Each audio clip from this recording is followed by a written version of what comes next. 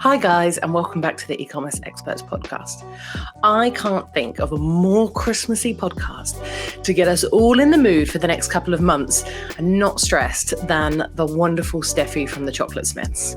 If you haven't come across them yet, they create absolutely Willy Wonka-esque Bizzare Bars, which are, I've got some here. They're just out of this world crazy and delicious to go with it.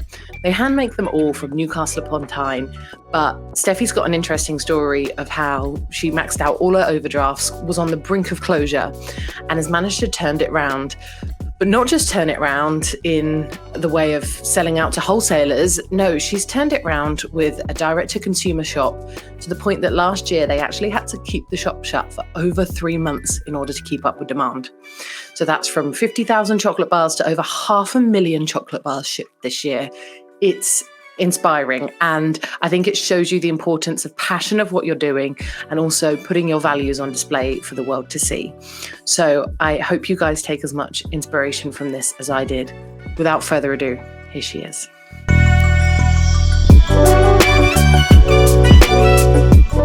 Hi, Steffi. Thank you ever so much for joining us today. I really appreciate it, particularly because you've just launched a new collab bar and you must be so busy right now. Yeah, we are super busy gearing up for Christmas, gearing up for Black Friday. We've kind of winged it all year. We've done that for 7 years, but especially this year.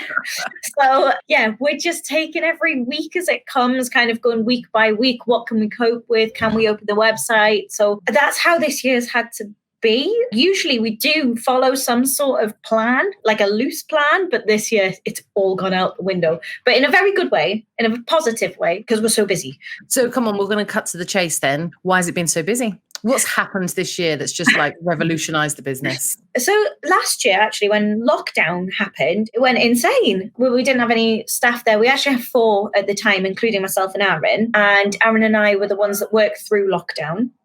So we worked through lockdown like 7 days a week, super long days, just to try and get as much stuff done as we possibly could. We had to close the website a few times. I think we were closed in total like 3 months of the year last year. It was amazing because it enabled us to be able to save the money to move into a bigger premises, because we were climbing the walls in our old premises and we couldn't have had any more staff in there. So we moved in here, we had 9 staff, and I was like, awesome. I was like on the Instagram story, if you order today, it's going to get sent out today. Look at these bars. They're amazing. I was still working a bit in the kitchen at that point as well. So we started on advent calendar plans early this year. And then Joe Wickes had actually bought from us a couple of times. So he bought from us last year in December because I saw him in the DMs. And I voice messaged him straight away as soon as I saw him. And he voice messaged back. He's such a down-to-earth guy. And I was thinking he's probably in his massive kitchen voice messaging me back. But yes, we bought 10 bars. He really liked them. And then he bought a further 10 in the January. I didn't know he was going to mention us, but he said he was waiting for the right time because he saw, obviously, we're moving premises. He thought we would get busier from a mention from him. But yeah, he mentioned us on Instagram. He was talking about growing your business online, being an entrepreneur, and used us as an example. And then he showed the chocolate. So we did kind of a bit of backstory about us and then showed the chocolate, which I think is what made it blow up, because people listen to what he says. And our followers went from 52,000 to 132 pretty much overnight. But yeah, 95% of our website traffic comes from Instagram. We rely on it pretty heavily. It's amazing what it's done for our business. So you can imagine what kind of trebling your customer base does overnight. It creates a lot of demand. I'm learning as I go here. I've never ran a business this size. As you grow, you're just learning because you've never done it before. So that was back in the February, and we sold out of chocolate. And then we kind of had to take a step back and assess, right, what do we do here? Because we had so many people being like, just open the website. I don't care how long I wait for chocolate. But I know that's not the reality of it, because You can say so many times, oh, it's going to take X amount of time to get to you, but then it's the customer service side of things, keeping people informed where the order's at. So the logistics just didn't work there. And then I had people saying, like, just hire loads more staff. I had people telling me just outsource it, like take it to machines. I'm still finding my feet with it. I feel like I've learned a lot with how much it's grown, and especially just so many lessons. What values do I want the business to really truly hold all the time? How do we maintain those values? Yeah, there's so many lessons, like hiring the right people, how crucial it is to have the right people around you, to go with your gut, but also take other people's opinions into account. There's a lot of stuff that I've learned this year. You guys do have really clear values, and you show it with your collaboration bar. You show it with the way you are a small business and the way you're operating. Mm-hmm. How have you managed to keep those? Because you have grown so rapidly over the course of the last year. You didn't fall into the trap of going straight to machine chocolate or hiring those staff on 0 hours contracts or anything that could potentially impact the social benefits that your business currently brings. How? It's taken us a while to get here. There's new values that have sort of come to light as well that I want to carry forward. I guess it's the quality of what we do, how we do it. I shout about people. I love having people here.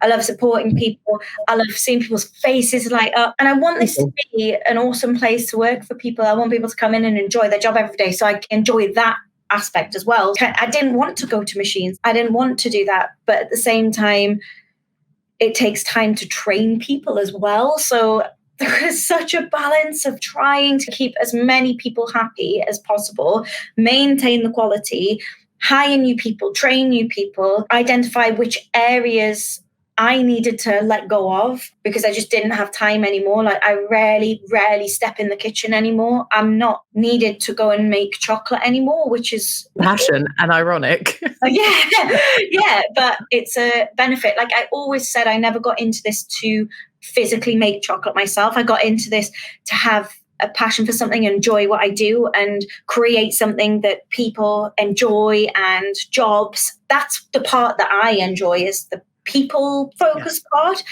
and also the creative side of things. Like I really enjoy that. But how have we maintained them? Oh, it's still work in progress. It's always going to be work in progress. And I think that's something that's quite hard to accept. You can't be perfect all the time. There'll always be things that need working on. And I think the minute you kind of rest on your laurels is the minute then things start to slip.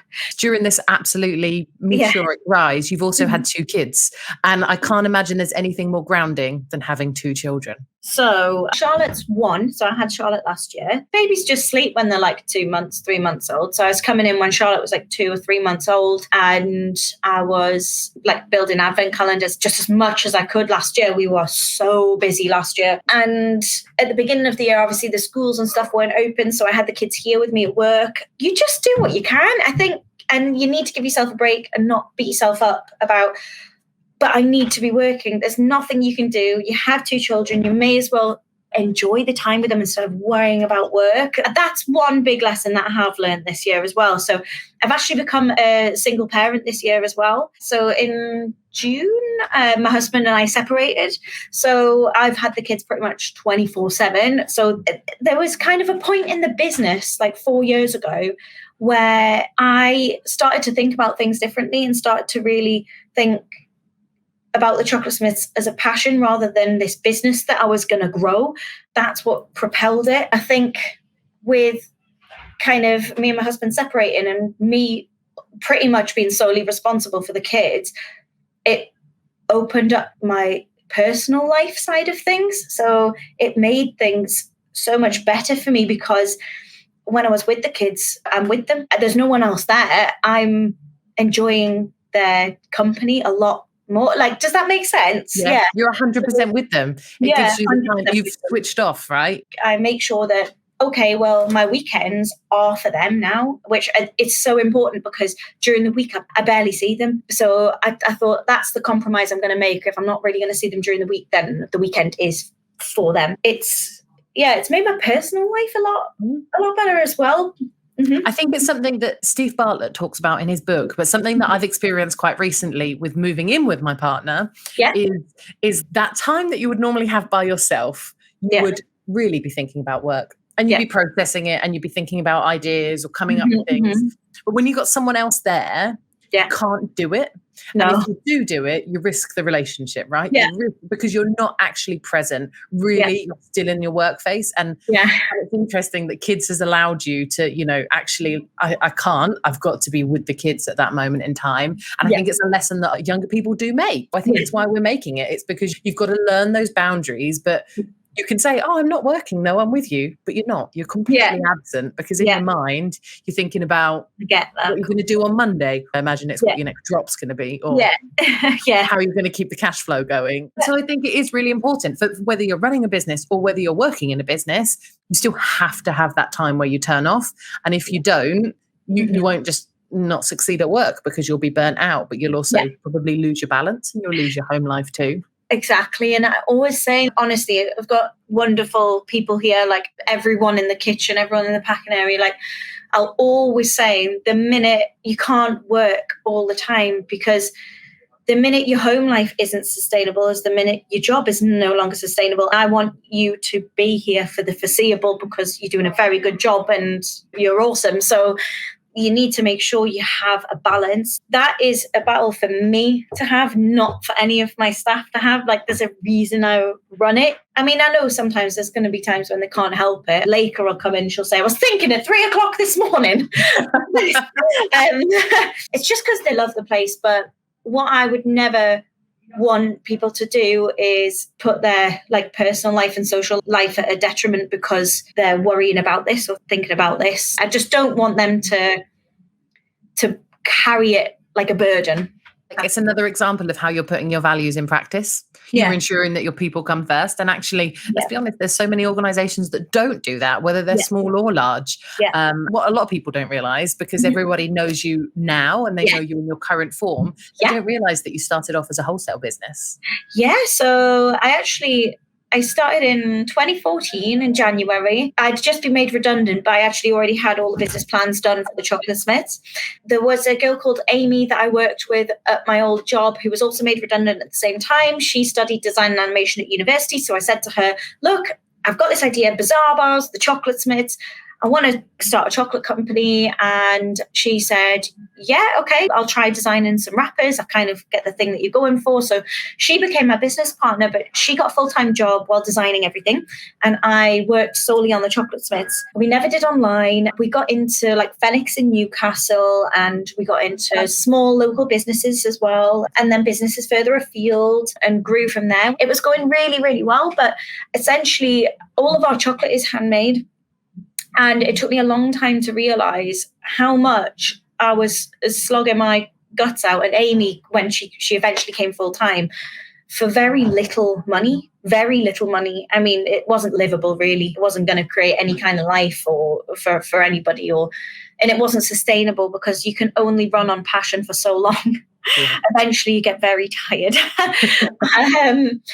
It was going well. We got a small kitchen unit. We were supplying mostly shops. And then I think it was about, 2017? Things really started to go downhill. The shop started to go bust that we supplied. They owed us money. We didn't get paid. One of our biggest customers ever still had 80% of the stock left at Christmas, which was just insane. I mean, the years before, we just couldn't make it fast enough. It was order after order after order. And they said, can we cut the order? We don't want the rest of it.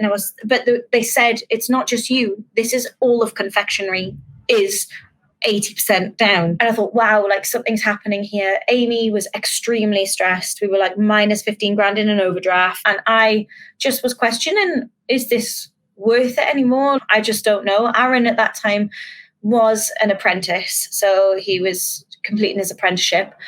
So then Amy left the business. I think it was 2018. Yeah, it was 2018. Amy left the business, but she still does all the graphic design and everything for us. So it's really nice. She's still a good friend of mine. She's still a part of the Chocolate Smiths. So yeah, she's awesome. But yeah, and I was kind of at a crossroads where I was I could leave this business or I could take it home. That was an idea I could just take it home because we had a little kitchen unit. I saw all these chocolate makers on Instagram working from home, and I thought, you're making loads of money, you've got no overheads, you've got no staff. I was thinking, you're comfortable. I'm so sick of not being comfortable. I was stressed to high heaven. I wasn't enjoying any time with my kids.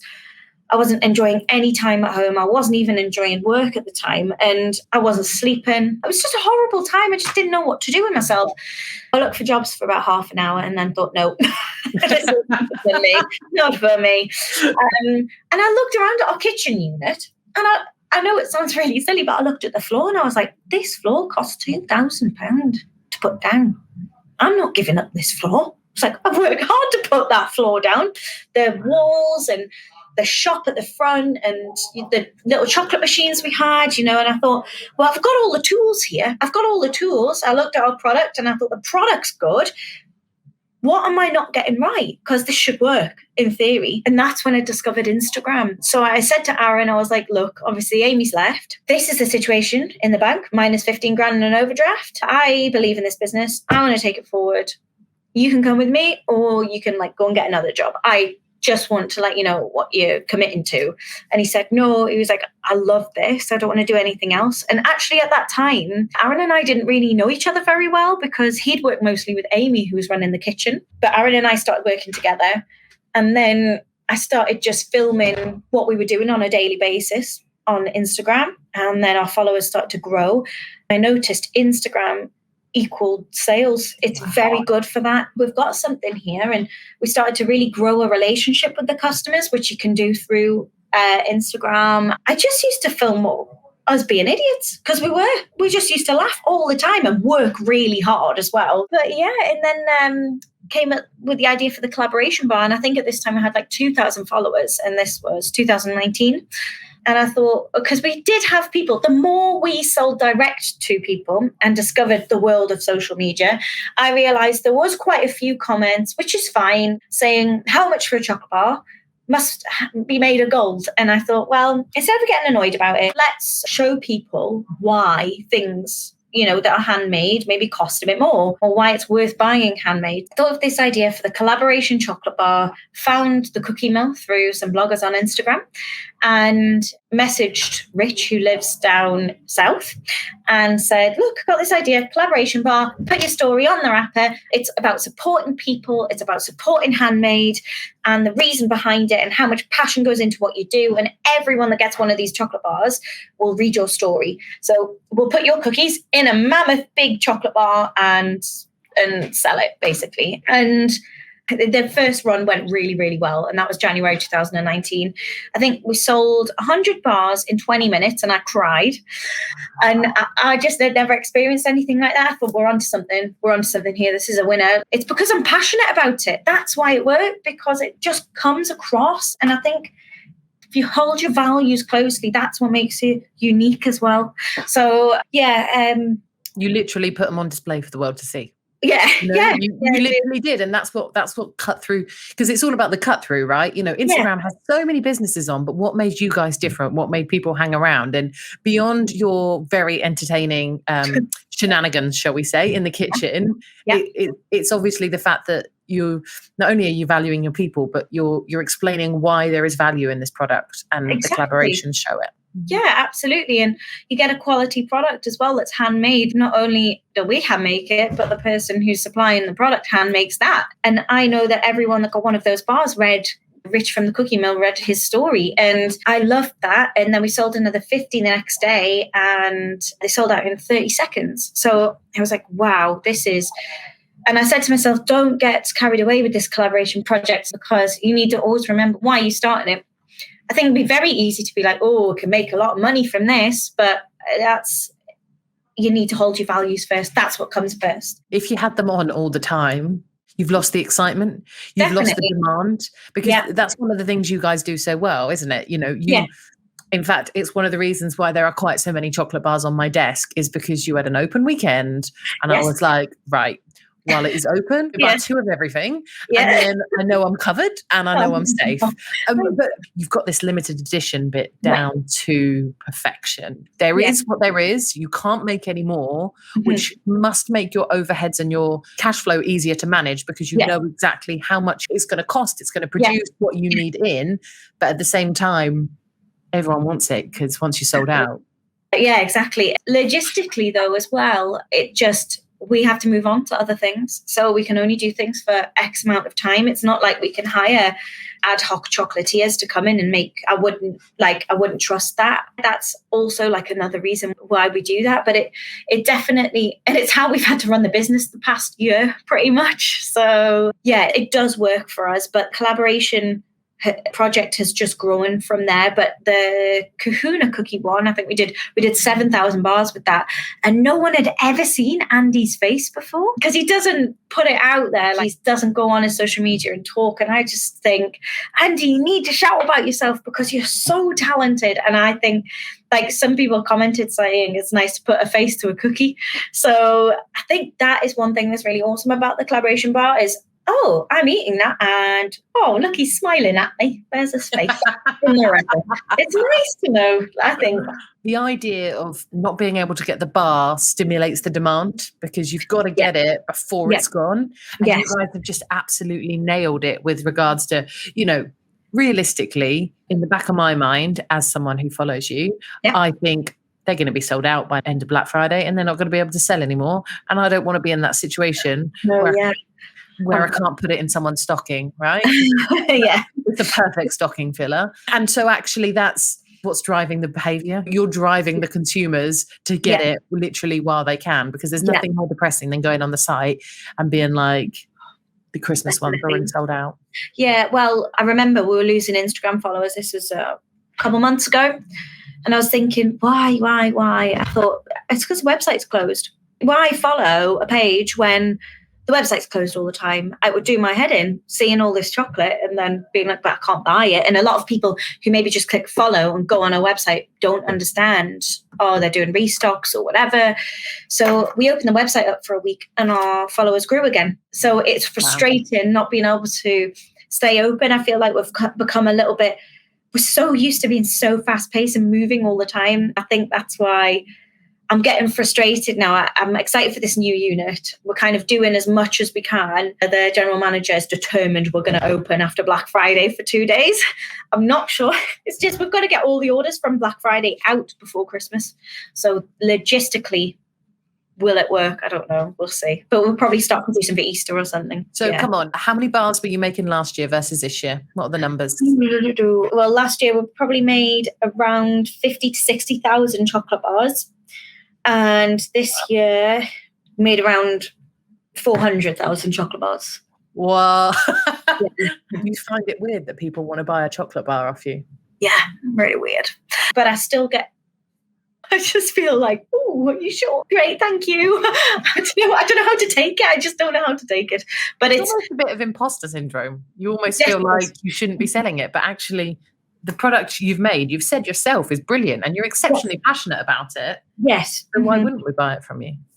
I don't know. I've always had a bit of an issue with confidence, I think. I know that probably doesn't come across. Since the Chocolate Smiths, I have been forced to do things because no one else does them for you. It has done the world of good for my confidence and it's made me like who I am now. But sometimes it still creeps in the back of my head. I have random days where I come in and I think everyone hates me in the office.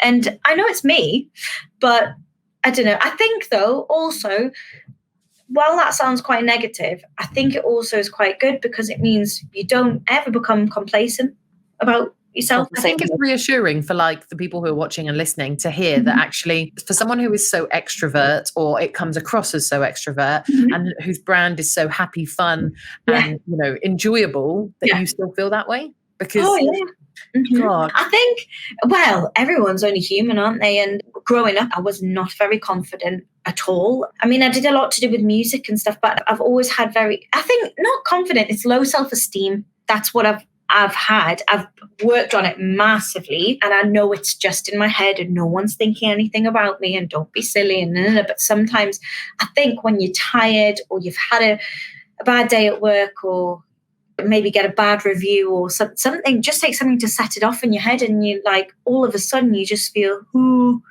everyone hates me, what am I doing? But it doesn't last for too long. I think as long as you learn to get yourself out of it or can talk about it with someone, you come through the other side of it. Yeah. So 400,000 chocolate bars this year. Yes. What's the goal next year? You got 700,000 chocolate bars, probably. I'm going to call you up this time next year and be like, Steffi, have you done 700,000? You'll be like, no, I've done 1 million. When we've got the other premises, I'm going to have my own office. So, yes, I am, because I'm just the type of person that will like sit in the office with everyone else and be like, so I was thinking next year we should do this and we should do that, and oh, how about this and how about that, and oh, the other day this happened, so I think this would be quite good for this, and whereas if I'm by myself, I actually focus on what I'm doing.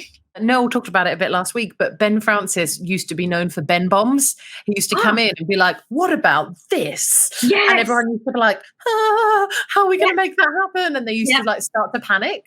And even though it was probably a very good idea, he just let it out at the wrong time and perhaps in front of the wrong people. You're a Steph bomb. I can relate to that.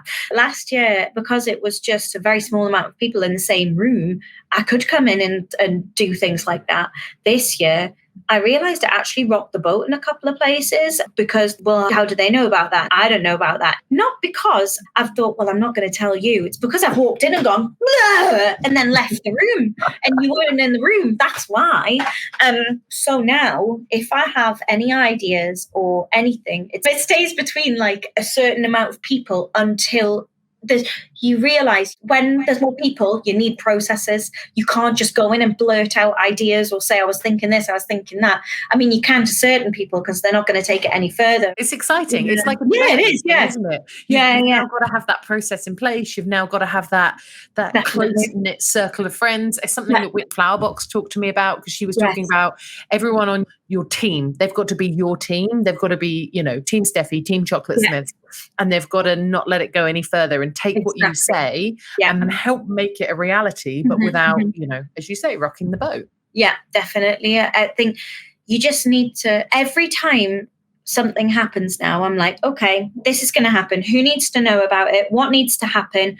And what information do they then need to pass on? So now we're having like weekly management meetings because communication needs to be better. Everyone needs to know about certain things, and we need to make sure all areas are covered. And if there's any issues, that people aren't just coming into the office randomly in the week and saying, oh, I was thinking this and that. They can bring it to the meeting on a Monday if there's any issues. So there needs to be processes in place. Otherwise, it does upset people. And that is the last thing that I want to do. Everyone is quite as lateral as you. They can't quite perhaps take the ideas with a pinch of salt. They need a little bit more security. Yeah, I realised that because I'm not like that. But I just came into the room a couple of weeks ago and I was like, I think we had said the banoffee bread tasted like penicillin or something. That's the personal opinion. And obviously you get bad reviews. But I thought, you know what? I thank that person because actually, I'm like, you know what? If you got the banoffee bread, it's not the best first impression of us. If that is the only thing left on the website, I would probably say go for a brownie or something like that to get the best first impression of us. And then I was thinking, if you're thinking that, why do you have it in the range, Steffi? So I came in and I was like, right, we're getting rid of this flavour, that flavour, this flavour and that flavour, and we're bringing in these. Aaron, what do you think? Then he said, well, all right, yeah, I'll get making samples today. So now we've got like a revamped range coming in next year in January. It's like proper Chocolate Smiths. You just got to always look to improve what you do and not, like you said, become cocky or think, well, we're doing, the best all the time. It's your brand. You've got to be confident that you're putting, as you say, the best of that brand out so that if a consumer tastes you for the first time, they understand why it's magical. Definitely. And we're also looking at more eco-friendly packaging. That's another thing I'm thinking about. That's another brand value, one that's kind of come to light. I mean, it's always been in the back of my head and I thought we'd always address it, but now we've got the boxes on order and I can't wait to shout about it. But also I want to have a meeting about our goals in terms of ethics and where we really see ourselves in that kind of way. That's something you don't have time to think about when you're making chocolate. But now I'm kind of out of that. I just need to really, really start looking at these things. And these are goals that are like 2 or 3 years' time. They're not quick fixes. Well, there's one thing I wanted to touch on, and I think you've talked about it a bit, but I think it's the most fascinating thing. Steffi, why chocolate? Why is chocolate the thing you decided to go after? So chocolate, I learned a bit about chocolate from my mum because that's who I used to work for. It was a very small batch. It was using like 1 microwave and a jug, and a batch of bars was 10 bars.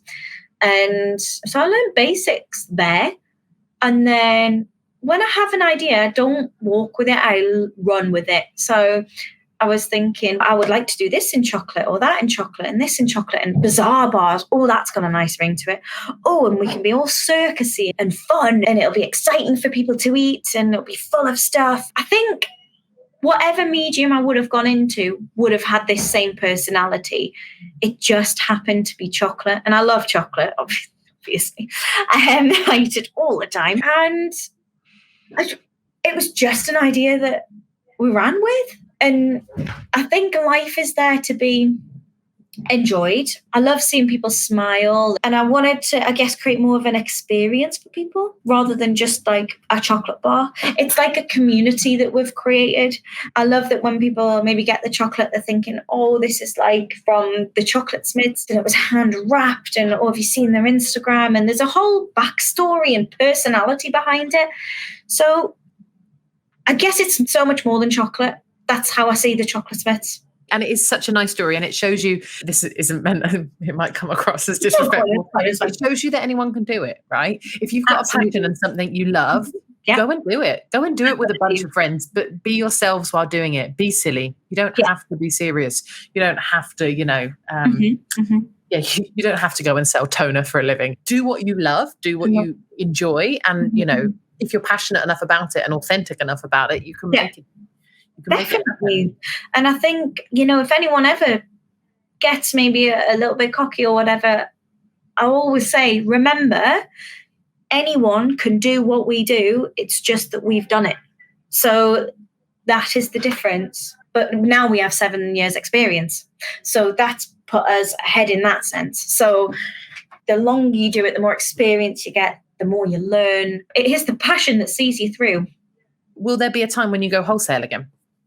Yeah, I would like to. With certain products, I've decided, not ones that cost us an arm and a leg to make. It would probably be with maybe 3 select popular Bizzare Bars, I was thinking. I just think, why at the moment would we go wholesale if we're just selling out online? It doesn't make financial sense, but I would love to in the future because I love working with small independent brands. I really do. And I would like to do more food festivals. Oh, yeah. I went to Balance Festival this weekend, and I have to say I tried my first oat milk chocolate bar, which, do you know what? Oh, was it nice? It was actually really nice. Was it? The one I liked was the salted pretzel one. But there's also salted caramel, orange, and I want to say mint. But they were really, really nice. Oh, I'll have to try them. I think I know which brand you mean. I'm going to have to try it. Again, it was nice to be at a festival and see these things, but it was a real good opportunity to test and try and see what's around in the market right now. Yeah, definitely. So what I would really love to do is, I'm a massive fan of hot chocolate. I want to make not just any hot chocolate. I mean, the best, like extra, the best ever. So I would love to have a Chocolate Smiths hot chocolate band that's sold at Christmas markets and stuff that also sold our chocolate. And next year we are like heavily looking at gifting range, because that's one thing I wanted to work on this year. We'll be looking at advent calendars next year, limited editions, and also subscription boxes. So there's a lot coming up. Well, I'm excited because we would absolutely use you. Not that we really do corporate gifting. Well, I've actually started using you already. I've put a couple of bars in some boxes that we've been sending out. It's not just a conversation starter, but it's just different. If you put a Bizzare Bar in there, people will be like, what the hell is this? And that's what you want. Okay, so wrapping up, what is... Instagram is obviously it's the thing that is making you your sales right now. You don't want to become over-reliant on Instagram. No, yeah. So what is your next what's your next method of communication? Well, we have an app, so I'm looking to do more stuff with that. So we've got 10,000 people who currently have the app, and I'm not utilizing it. So that's one thing I want to spend more time on. And what else? TikTok. We still haven't found our like groove on TikTok, but we'll get there. It's work in progress. And YouTube, definitely YouTube. Creating content for that. I think video content, especially YouTube, I really, really think it's up and coming. There's just so many like areas in a business that you need to slowly work on and slowly grow. And I can't wait to watch where you go over the next year. Thank you ever so much, Steffi, for your time today. Right, thank you for your time. Thank you. So I can't imagine how busy you are at this peak season, but roll on the advent calendars next year. I mean, you could use these as advent calendars now. You could just only have to have a line a day, and I'm not sure that's possible. It's probably not possible, just saying. No. By the way, one of the other things I absolutely loved that you did the other day was you showed that you ate other people's chocolate. I always eat other people's chocolate. What I really like doing as well, there's some fantastic other small chocolatiers that I love buying from, and I eat their chocolate as well. So I think we should support each other. There's a reason people buy from us. There's a reason people buy from them. I know it's seen as competition. And at the end of the day, I guess it is. But as long as you remain true to your values, I just think that's what will keep people coming back. Yeah. I know 100%. And honestly, Tony's Chocolonely hasn't really ever appealed to me, but then you endorsed it. I really like Tony's Chocolonely, and I really like the values behind their company as well. That was one thing that actually spurred me on to really look at, it's something I've wanted to do for years, is get fair trade chocolate. And we've got fair trade chocolate now. It just takes a lot to actually get the certification. So that's one thing that we're working on. So we use fair trade chocolate, but they're one thing that spurred me on to kind of do it at the beginning of the year. Now's the time. Start as you mean to go on. I was just saying the other day, after that planning meeting from Aaron and I, came off a load of other little meetings that I need to have. And one of them was ethics, environmental plans going forward. Where can we help the planet? And also ethics as well. Where do we want to be by X time, and how are we going to get there so that we reach those goals? I think now more than ever, it's so important. And it's something that I think about like on a daily basis. I think as well, it would be so lovely for the staff to come in and know this company cares about our planet and where we live. Yeah. So, and hopefully it'll rub off on everyone as well.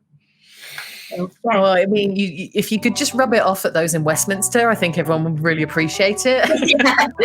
Well, look, Steffi, thank you ever so much for today, for all your time and insight. I think it's been really, really interesting.